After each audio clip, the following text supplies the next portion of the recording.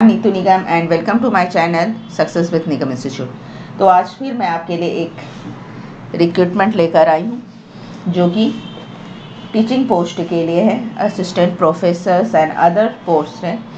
ख़ास बात यह है इस वैकेंसी में कि यहाँ पर सीटेट और बीएड कंपलसरी नहीं है। साथ ही अगर आपने ग्रेजुएशन किया हुआ हो, पोस्ट ग्रेजुएशन किया हुआ हो, तो भी इस वैकेंसी में आप अप्लाई कर सकते हैं। दूसरी इम्पॉर्टेंट बात इसमें यह है कि यहाँ पर खासकर वोमेन को 10 इयर्स का रिलैक्सेशन दिया गया है हर पोस्ट के लिए, चाहे वो वोमेन्स किसी भी कैटेगरी से आ रही हो, एसटी, एससी, ओबीसी या जनरल कैटेगरी, किसी भी कैटेगरी से हो, उसको 10 इयर्स का रिलैक्सेशन दिया गया है। और तीसरी बात इम्पॉर्टेंट इस वैकेंसी में यह है कि इस तरह की वैकेंसी के बारे में ज़्यादा लोगों को पता नहीं रहता है, तो यहाँ पर कंपटीशन भी बहुत कम हो जाता है। अगर आप सिलेबस के अकॉर्डिंग तैयारी करते हैं तो इसको आप निकाल सकते हैं। तो चलिए हम जानते हैं। सीबीएसई ने एक बार वापस यहाँ पर टीचिंग वैकेंसी निकाली है। देखिए यहाँ पे ये सेंट्रल बोर्ड की मैंने वेबसाइट पे आ चुकी हूँ। इसके मेन वेबसाइट पर आप आएंगे और साथ ही यहाँ से देखिए पोस्ट निकली हुई है, यहाँ पर वैकेंसी नोटिफिकेशन आया हुआ। तो वैकेंसी नोटिफिकेशन चलिए हम यहाँ पर देख लेते हैं। ये देखिए,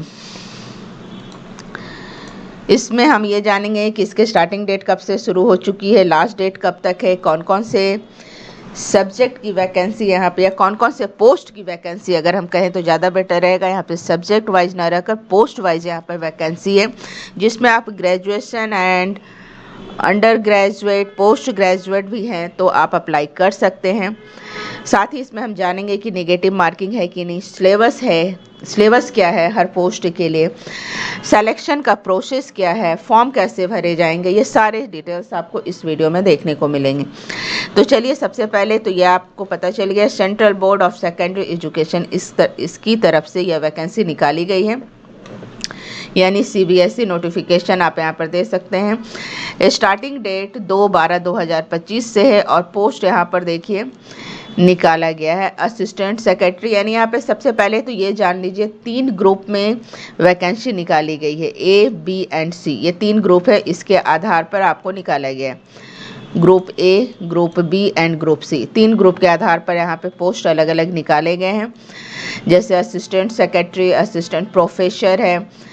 फिर यहाँ पर देखिए जहाँ लेवल 10 दिया गया है पे स्केल, यानी कि यहाँ पे स्केल काफ़ी अच्छा रहेगा आपकी, जो भी मान लीजिए अप्रॉक्स 91 लाख के लगभग रहता है। फिर पे स्केल 6 है, उसमें थोड़ा सा कम हो जाता है। फिर जूनियर अकाउंट वगैरह का पे स्केल 2 है तो वो उससे कम हो जाता है, लेकिन फिर भी बहुत अच्छा रहता है। और इस वैकेंसी को देखिए लास्ट डेट जो है यहाँ पर देख पा रहे हैं 2/12 से स्टार्ट हो चुकी है, अब 22/12/2025 तक लास्ट डेट सबमिशन जो है 22 दिसंबर तक है। और ये ऑनलाइन फॉर्म ही भरे जाएंगे और सबमिशन आपको ऑनलाइन करना है। अब इसके डिटेल्स हम जानते हैं कि क्या है, किस प्रकार है, सिलेबस क्या है। चलिए इसके डिटेल्स, हमने नोटिफिकेशन खोल ली है। तो ऑनलाइन एप्लीकेशन इनवाइट किया गया है यहाँ पे और डायरेक्ट रिक्रूटमेंट है। ऑल इंडिया लेवल से यहाँ पर वैकेंसी खुली हुई है, ऑल इंडिया लेवल के कैंडिडेट यहाँ पर अप्लाई कर सकते हैं। तो सबसे पहले यहाँ पर ए ग्रेड के पोस्ट में देख लेते हैं assistant secretary, assistant professor and director, assistant professor and accountant officer. ये ग्रेड जो है ए ग्रेड के लेवल का है, जिसमें मैक्सिमम एज जो है असिस्टेंट सेक्रेटरी की 35 है, जबकि अदर्स की जो है 30 इयर्स है एंड अकाउंटेंट ऑफिसर की 35 है। यहाँ पे प्लस पॉइंट ये है कि यहाँ पर किसी भी पोस्ट के लिए आपको बीएड या सीटेट कंपलसरी नहीं माना गया है। आप ग्रेजुएशन, पोस्ट ग्रेजुएशन है तो भी आप इस पोस्ट के लिए अप्लाई कर सकते हैं। मैक्सिमम एज 35 है। साथ ही मैंने ये बताया है कि अगर कोई भी महिला अगर यहाँ पर अप्लाई करती हैं तो 35 + 10 यानी 45 इयर्स महिलाओं के लिए हो जाएगा। इसी प्रकार 30 इयर्स अगर किसी पोस्ट के लिए है तो महिलाओं के लिए 40 इयर्स हो जाएगा, चाहे वह किसी भी कैटेगरी के अंतर्गत आती हैं। और हर कैटेगरी में ये पोस्ट यहाँ पे डिफाइन किया गया, एसटी के लिए 1 है, एसटी, ओबीसी, ईएसडब्ल्यू, अनरिजर्व यानी 8 पोस्ट है यहाँ पर। असिस्टेंट सेक्रेटरी के लिए, असिस्टेंट प्रोफेसर के लिए 12 है, फिर असिस्टेंट प्रोफेसर, असिस्टेंट डायरेक्टर के लिए 8 है। तो यहाँ पर जैसे नेक्स्ट पोस्ट आपका आ जाता है अकाउंट ऑफिसर, तो यहाँ पे खासकर आपको अकाउंट्स जिसका किया हुआ है या बीकॉम है उस तरह के कैंडिडेट को ज़्यादा प्रेफरेंस दिया जाएगा। बाकी यहाँ पे आपको 3 लेवल के एग्ज़ाम होंगे, टायर 1, टायर 2 एंड इंटरव्यू, जिसकी आगे हम बात करेंगे। देखिए पे स्केल सेकंड में आपने देख लिया, असिस्टेंट सेक्रेटरी यहाँ डिटेल्स इसके बताए जा रहे हैं कि कहाँ पे कैटेगरी क्या क्या हो रहा है, तो ये आप ऐसे देख लेंगे। नेक्स्ट है जूनियर ट्रांजिशन ऑफिसर्स की भी एक पोस्ट निकली है, वैकेंसी जूनियर अकाउंटेंट की है, जूनियर असिस्टेंट की है, schedule caste, ST, tribe, OBC, ये आप शॉर्ट फॉर्म दिया गया है कि किसके लिए कौन सा चीज़ यूज़ हो रहा है। यहाँ पर नेशनलिटी सिटीजन कैंडिडेट मस्ट भी यहाँ पर इंडियन होना चाहिए, वही इस पोस्ट के लिए अप्लीकेबल है। ड्यूरेशन ऑनलाइन एप्लीकेशन 2 से 22 दिसंबर के बीच आप भर सकते हैं। Last date of submission online ही करना है और 11:59 के पहले 22 दिसंबर की रात के पहले करना है। अब यहाँ पे आ जाता है in case due administration reason last date of application has no extend the crucial date of determine eligibility shall remain same 22/12/2025, यानी कहा जा रहा है अगर किसी भी कारण से अगर लेट हो जाता है तो आपका डेट यही रहेगा, वो नहीं बढ़ सकता है। रिवीजन कैटेगरी में आपको मैंने बता दिया है, जो जनरल होते हैं वही है। यहाँ पर आगे हम देख लेते हैं revision for personal and disability के लिए, जो जनरल गवर्नमेंट जॉब के लिए जो रहती है वही सारे डिसेबिलिटी रिलैक्सेशन है। अब यहाँ पे रिलैक्सेशन अपर एज लिमिट देख लेते हैं। एसटी एफबीसी के लिए 5 इयर्स का रिलैक्सेशन रहेगा, ओबीसी के लिए 3 इयर्स का, ऑन रिजर्व इंक्लूडिंग वुमेन के लिए 10 साल का रहेगा, और ओबीसी नेल सेंट्रल के लिए 13 इयर्स एंड ये सब के लिए 13 इयर्स रहेगा। तो इस तरह आप रिलैक्सेशन देख सकते हैं। साथ ही महिलाओं के लिए 10 ईयर का, चाहे वह किसी भी कैटेगरी में रहती हैं। अब यहाँ पे आ जाता है असिस्टेंट सेक्रेटरी, यहाँ पे क्वालिफिकेशन देख लेते हैं। अकॉर्डिंग टू एडवर्टाइजमेंट के लिए यहाँ पे बैचलर डिग्री का होना आपका ज़रूरी है और एज लिमिट 35 है। अगर आपने बैचलर डिग्री किया हुआ है तो आप इस फॉर्म को भर सकते हैं। और जैसा कि मैंने आपको बताया कि इस तरह की वैकेंसी में ज़्यादा लोगों को पता नहीं रहता है, तो थोड़ी सी भी अगर आप तैयारी कर लेते हैं अकॉर्डिंग टू सिलेबस तो आपका सिलेक्शन अच्छे से हो सकता है। अब इसका रिक्रूटमेंट का स्टेज क्या है, तो 3 आधार पर इसकी रिक्रूटमेंट होगी। पहला टायर 1 में MCQ बेस क्वेश्चन पूछे जाएंगे, स्क्रीनिंग एग्जामिनेशन होगी यानी कि ऑनलाइन होगा।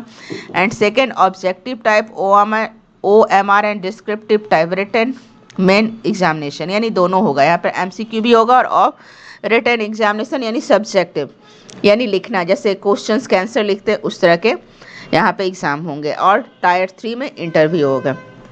इसके अलावा अगर आपने पोस्ट ग्रेजुएट किया हुआ 35% मार्क्स से और रिकॉग्नाइज यूनिवर्सिटी से आपने किया हुआ है,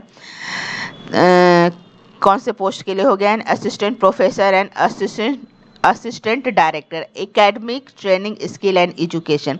यहाँ पे एकेडमिक कहा गया है यानी कि यहाँ पे आपको पढ़ाने का काम करना है। यहाँ पे 55% आपको चाहिए। डिजरेबल है B Ed M Ed equivalent for recognise university, NET SLET, JRF and doctorate degree from recognise university. Age limit 30 है। और यहाँ पे देखिए MCQ बेस्ड फर्स्ट पेपर होगा, सेकेंड आपका वही MCQ एंड डिस्क्रिप्टिव रहेगा और थर्ड इंटरव्यू रहेगा। इसमें आपका इसेंशियल क्वालिफिकेशन क्या है, देखिए बैचलर डिग्री किसी भी यूनिवर्सिटी से आपने इन सभी सब्जेक्ट में किया हुआ हो।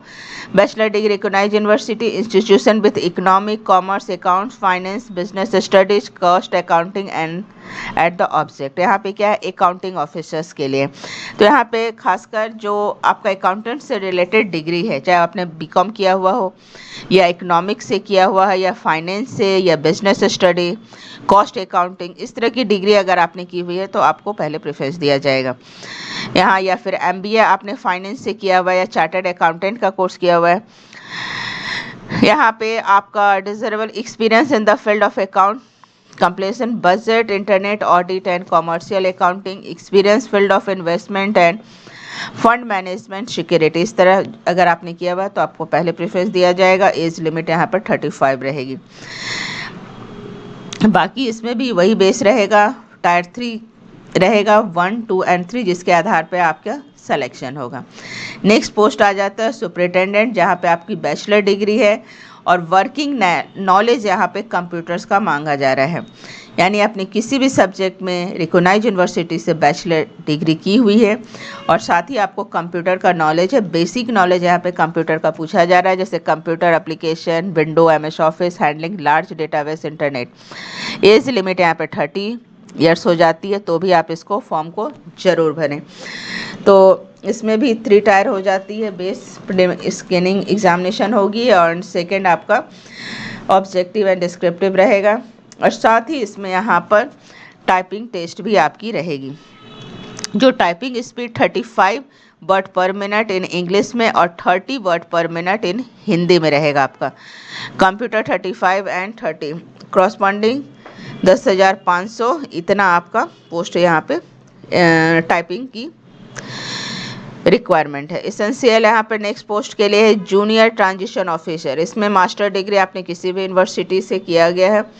इन हिंदी विथ इंग्लिश कंपलसरी, दोनों आपको आना चाहिए, चाहे आपने किसी भी university in Hindi with English as compulsory or elective subject as the medium of examination at the degree level. अगर आपने किसी भी लैंग्वेज में किया है लेकिन आपको हिंदी और इंग्लिश दोनों आना चाहिए। जूनियर ट्रांसलेशन ऑफिसर के अनुसार आपकी मास्टर डिग्री होनी चाहिए और रिकॉग्नाइज्ड यूनिवर्सिटी से आपने translation for Hindi, English, vice ये सब कर रखा है। नेक्स्ट आपका आ जाता है, इसमें भी जो है इसी आधार पर रिक्रूटमेंट का यहाँ पर जो है सिर्फ टायर 1 एंड टायर 2 दो ही सिलेक्शन इसी आधार पर होगा। यहाँ पर इंटरव्यू नहीं होंगे। यहाँ पर देखिए MCQ बेस स्क्रीनिंग एग्जामिनेशन रहेगी, ऑब्जेक्टिव एंड डिस्क्रिप्टिव रहेगी। कौन से पोस्ट के लिए? आपका ये जूनियर ट्रांसलेशन ऑफिसर। यहाँ पे आपका कोई भी इंटरव्यू नहीं रहेगा, डायरेक्ट इस दोनों एग्जामिनेशन के आधार पर ही आपका सिलेक्शन किया जाएगा। नेक्स्ट आपका है जूनियर अकाउंटेंट। यहाँ पे रिक्रूटमेंट रूल है 12th pass from recognised university, यानी अगर आपने 12th भी किया हुआ है तो भी इस एग्ज़ाम ये फॉर्म आप भर सकते हैं।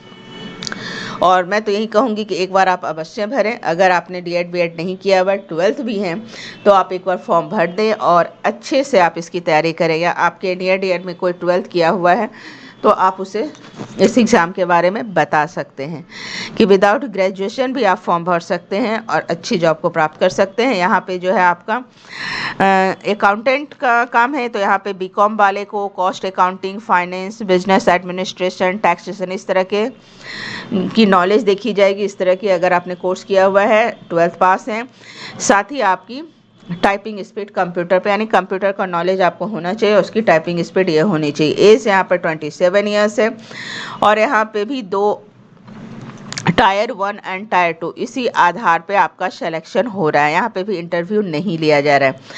MCQ बेस्ड एग्जामिनेशन रहेगी एंड सेकेंड जो है आपका description type and written examination रहेगा, साथ ही टाइपिंग स्पीड रहेगी। नेक्स्ट आपका जूनियर असिस्टेंट है। इसमें भी आपका 12th पास एंड टाइपिंग रहेगी और यहाँ पे भी इंटरव्यू नहीं रहेगा। 2 ही लेवल टायर 1 एंड टायर 2 के आधार पर एग्ज़ाम होगी। तो इस तरह आप देख सकते हैं। साथ ही एग्जामिनेशन फ़ीस के बारे में बात कर लेते हैं। Examination fees consist of 2 component. Application fees is not applicable of ST and SC candidate, blue women. Processing fees applicable for all monetary, यानी सभी के लिए क्या फ़ीस है यहाँ पर दिया गया, प्रोसेसिंग फीस एंड टोटल क्या दिया गया। एप्लीकेशन फ़ीस यहाँ पर नहीं लिया जा रहा है। किसके लिए? ST SC PWD ex serviceman and women से। तो टोटल यहाँ पे 250 लग रही है। Group A, group B and group C तीनों के लिए 250 की फ़ीस है। वापस unreserved and OBC and ESW के लिए फ़ीस जो है यहाँ पर 1750। फिर ग्रुप B पोस्ट के लिए 1050 एंड C ग्रुप के लिए 1050 दिया। इन एप्लीकेशन फ़ीस और प्रोसेसिंग फ़ीस दोनों को मिलाकर उनसे लिया जा रहा है। Application without processing fee not winter the similar rejected and no represent against such rejection would be inter, यानी अगर आपने फ़ीस जमा नहीं किया तो आपके फॉर्म को रिजेक्ट कर दिया जाएगा। और जो भी एक्स्ट्रा चार्ज है बैंक में के जो चार्जेस लगते हैं वो आपको ही देना है। और आप money order, demand draft, IPO आदि के द्वारा यहाँ पर पेमेंट कर सकते हैं। मोड ऑफ पेमेंट यहाँ पे बताया रखा है, ऑनलाइन पेमेंट आपको करना है। डेबिट कार्ड जो जनरल होते हैं यहाँ पर आप देख लेंगे। नेक्स्ट आप आ जाते हैं स्कीम ऑफ एग्जामिनेशन। तो अब हम सिलेबस देख लेते हैं कि किस प्रकार के एग्ज़ाम होंगे। असिस्टेंट सेक्रेटरी यानी A ग्रेड के लिए tyre 1 objective MCQ and OMR based examination के लिए आपका सब्जेक्ट है current affairs and current awareness से नंबर ऑफ क्वेश्चन 20 रहेंगे और मार्क्स 60 रहेंगे, यानी पर क्वेश्चन 2 मार्क्स के रहेंगे। 60 रहेंगे, पर क्वेश्चन 3 मार्क्स के रहेंगे, सॉरी, तो 60 मार्क्स के टोटल क्वेश्चन रहेंगे। फिर नेक्स्ट है जनरल मेंटल एबिलिटी यानी रीजनिंग के जो क्वेश्चंस रहते हैं, intelligent, logical reasoning and analytical ability, वो भी आपके 20 क्वेश्चन रहेंगे जो टोटल 60 मार्क्स के रहेंगे, यानी पर क्वेश्चन 3 मार्क्स के हो गए। Arithmetical, numerical ability, data interpretation 20 and 60, Hindi comprehension और कम्युनिकेशन स्किल से 10 क्वेश्चंस रहेंगे, पर टोटल 30 मार्क्स के, यानी पर क्वेश्चन 3 मार्क्स के हो गए। इसी प्रकार इंग्लिश के भी आपके 10 क्वेश्चंस रहेंगे, पर क्वेश्चन 3 यानी 30 मार्क्स। और बेसिक कंप्यूटर प्रोफिशिएंसी यानी बेसिक नॉलेज से रिलेटेड कंप्यूटर के क्वेश्चंस रहेंगे 20, पर क्वेश्चन 3 मार्क्स, यानी टोटल 60 नंबर्स के रहेंगे, यानी टोटल 100 क्वेश्चंस रहेंगे। और इधर आपका टोटल मार्क्स 300 का हो जाएगा। टायर 2 ग्रेड 1 की बात हो रही है। मैं OMR सीट से रिटन डिस्क्रिप्टिव में क्या रहेगा आपका, ये देख लीजिए। Current affair, Indian history and culture, Indian economic, Indian geography, science and technology, concept, issue and dynamic public administration management, constitution of India and polity, English language and comprehension. ये इस प्रकार आपका टॉपिक वाइज यहाँ पर दिया गया है। Number कितने रहेंगे, टोटल मार्क्स है, नंबर्स ऑफ क्वेश्चंस कितने रहेंगे। Final merit will based on performance of tyre 2 and interview, यानी लास्ट आपका सिलेक्शन किस आधार पर रहेगा कि टायर 2 और इंटरव्यू जो रहेंगे उसी आधार पर आपका परफॉर्मेंस जो रहेगा उसी आधार पर आपका सिलेक्शन होगा। यानी इसका मतलब ये है कि टायर 1 के जो आपके एग्ज़ाम रहेंगे वो सिर्फ क्वालिफाइंग एग्ज़ाम रहेंगे, वो आपके नेक्स्ट एग्ज़ाम में मार्किंग में मार्क्स नहीं जुटेंगे, आपके सिर्फ टायर 2 और इंटरव्यू के आधार पर ही आपका सिलेक्शन होगा। फिर इसी प्रकार असिस्टेंट प्रोफेसर एंड डायरेक्टर्स के लिए सिलेबस यहाँ पर आप देख लेंगे वीडियो को पॉज करके। साथ ही आपको मैंने ऑफिशियल वेबसाइट भी बता दी है, वहाँ से भी आप इसके बारे में देख सकते हैं। अकाउंट ऑफिसर के लिए क्या रहेगा, नेक्स्ट आपका हो जाता है क्या क्या टॉपिक्स हैं यहाँ पे आपको दिए गए हैं। सुपरिटेंडेंट के लिए क्या सिलेबस है। नेक्स्ट आपका आ जाता है इसी में जूनियर ट्रांसलेटर ऑफिसर के लिए A और B दोनों ग्रुप के आपको बता दिए गए। जूनियर अकाउंटेंट के लिए सिलेबस हो गया ये आपका। नेक्स्ट आपका जूनियर असिस्टेंट, तो इस प्रकार आपका जो है ये आ जाएगा। अब हम जान लेते हैं कि इसमें निगेटिव मार्किंग है कि नहीं है। एग्जाम का क्वेश्चन पेपर किस मीडियम में आएंगे, तो choice medium of question paper, medium of examination will be bilingual, both Hindi और English except of Hindi and English comprehension, यानी हिंदी और इंग्लिश कॉम्प्रिहेंशन को छोड़कर सभी क्वेश्चन आपको हिंदी और इंग्लिश दोनों मीडियम में पूछे जाएंगे। और यहाँ पर जो है नॉलेज ऑफ एग्जामिनेशन क्या रहेगा, जैसे असिस्टेंट टायर 1 के लिए जो आपका मान के चला जा रहा है ग्रेजुएशन लेवल की एग्ज़ाम होगी, एंड टायर 2 में अकॉर्डिंग टू पोस्ट यहाँ पर दिया हुआ है ग्रेजुएशन पोस्ट ग्रेजुएशन लेवल की एग्ज़ाम, यहाँ पर आपको क्वेश्चन उस ग्रेड के पूछे जाएंगे। नेक्स्ट आपको आ जाते हैं कि यहाँ पर tier will follow full marks unreserved candidate and cut off mark tier on tier 2 will 55% below cut off on reserve category 2 tier. चलिए ठीक है। सिटी ऑफ एग्जामिनेशन यहाँ पर देख लीजिए कौन कौन सी सिटी, अहमदाबाद, अजमेर, बेंगलुरु, भोपाल, भुवनेश्वर, चेन्नई, देहरादून, दिल्ली, लखनऊ, पटना, ये सब देख लीजिए। बहुत सारी सिटी यहाँ पे है, करीब 100 रीजनल ऑफिस और जुडिशियल ऑफिस, ये सारे सिटीज़ ऑफ एग्जामिनेशन टायर 1 की एग्ज़ाम इन सभी सिटियों में ली जाएगी। ताकि अब मांग लेते हैं मार्किंग स्कीम क्या है। मार्किंग स्कीम में देख लीजिए 3 मार्क्स पर क्वेश्चन जो मैंने आपको बता दिए हैं। अब यहाँ पर देखिए आपका निगेटिव मार्किंग है कि नहीं देख लेते हैं। देखिए unanswered questions will not be given any marks. अगर आपने किसी क्वेश्चन का जवाब नहीं दिया है तो उसका कोई मार्क्स नहीं दिया जाएगा।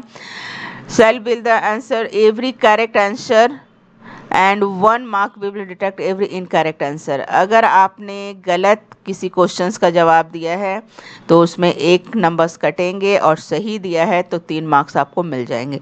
और अगर आपने किसी क्वेश्चन का जवाब नहीं दिया है तो वहाँ पे कोई मार्क्स आपको नहीं मिलेंगे। चलिए नेक्स्ट आप आ जाते हैं अब।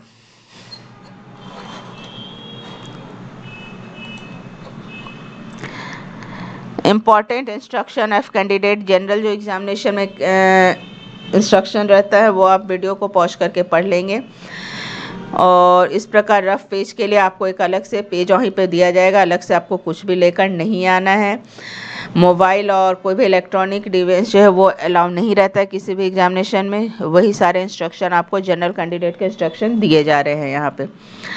तो इसके फॉर्म भी आपको ऑनलाइन ही भरने हैं और इस तरह अकॉर्डिंग टू सिलेबस आप इसकी तैयारी कर सकते हैं। तो आई होप ये admit card good condition in future reference. तो ये आपको आई थिंक सारा चीज़ पता चल गया होगा। सिलेबस हो गया आपके और फॉर्म यहीं पे आपका फॉर्मेट दिया गया है, उसके अकॉर्डिंग आप भर सकते हैं। तो आज के लिए इतना ही। नेक्स्ट वैकेंसी आपके लिए लेकर मैं आ रही हूँ तो देखना ना भूलें। Thank you.